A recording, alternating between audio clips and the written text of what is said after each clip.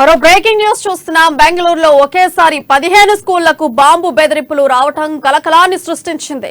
అన్ని స్కూల్స్ కి గుర్తు తెలియని వ్యక్తుల నుంచి ఈమెయిల్స్ వచ్చాయి. ఫలితంగా విద్యార్థులు తల్లిదండ్రులు ఒక్కసారిగా ఉలిక్కిపడ్డారు. ముందుగా 7 స్కూల్స్ కి బెదిరింపులు వచ్చాయి. బసవేశ్వర్ నగర్ లోని 2 పాఠశాలల యాజమాన్యులు ఈ బెదిరింపులతో వణికిపోయాయి. Karnataka deputy CM DK Shivakumar ఇంటి ముందే ఉన్న స్కూల్ కి ఇవే బెదిరింపులు రావడం మరింత ఆందోళన కలిగించింది. అప్పటికే పోలీసులు అప్రమత్తమయ్యారు. విచారణ చేపడుతుండగానే మరో 7 స్కూల్స్ కి ఇవే మెయిల్స్ పంపారు. బాంబు పెట్టామని బెదిరించారు. ముందస్తు జాగ్రత్తగా పోలీసులు పెద్ద ఎత్తున అక్కడికి చేరుకున్నారు. విద్యార్థులు స్టాఫ్ ని బయటకు పంపించేశారు. బాంబ్ డిస్పోజల్ స్క్వాడ్స్ అన్ని స్కూల్స్ కి వెళ్లాయి. అన్ని పాఠశాలల ప్రాంగణంలో తనిఖీలు చేపడుతున్నారు. అయితే ఎక్కడా బాంబు పెట్టిన దాఖలాలు కనిపించలేదు. ప్రస్తుతానికి ఎలాంటి సమాచారం ఏమీ లేదు. గతేడాది కూడా బెంగళూరులో కొన్ని స్కూల్స్ కి ఇలాంటి బెదిరింపు మెయిల్సే వచ్చాయి. అయితే ఆ తర్వాత అదంతా కేవలం బెదిరించడం కోసం చేసిందేనని తేలింది.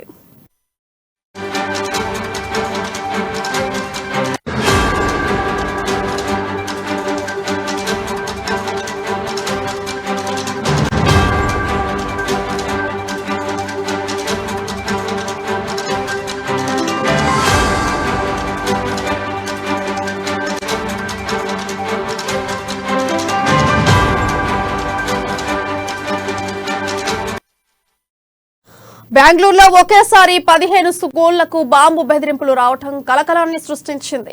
అన్ని స్కూళ్లకి గుర్తు తెలియని వ్యక్తుల నుంచి ఈమెయిల్స్ వచ్చాయి. ఫలితంగా విద్యార్థులు తల్లిదండ్రులు ఒక్కసారిగా ఉలిక్కిపడ్డారు. ముందుగా 7 స్కూళ్లకు బెదిరింపులు కాల్స్ వచ్చాయి. బసవేశ్వర్ నగర్ లోని 2 పాఠశాలల యాజమాన్యులు ఈ బెదిరింపులతో వణికిపోయారు. Karnataka deputy CM DK Shivakumar ఇంటి ముందే ఉన్న స్కూల్ కి ఇవే బెదిరింపు కాల్స్ రావడం మరింత ఆందోళన కలిగించింది. అప్పటికే పోలీసులు అప్రమత్తమయ్యారు. విచారణ చేపడుతుండగానే మరో 7 స్కూళ్లకి ఇవే మెయిల్స్ పంపారు. బాంబు పెట్టామని బెదిరించారు. ముందస్తు జాగ్రత్తగా పోలీసులు పెద్ద ఎత్తున అక్కడికి చేరుకున్నారు. విద్యార్థులు స్టాఫ్ ని బయటకు పంపించారు. బాంబ్ డిస్పోజల్ స్క్వాడ్స్ అన్ని స్కూల్స్ కి చేరాయి. అన్ని పాఠశాలల ప్రాంగణంలో తనిఖీలు చేపట్టాయి. అయితే ఎక్కడా బాంబు పెట్టిన దాఖలాలు కనిపించలేదు. ప్రస్తుతానికి అలాంటి సమాచారం ఏం లేదు.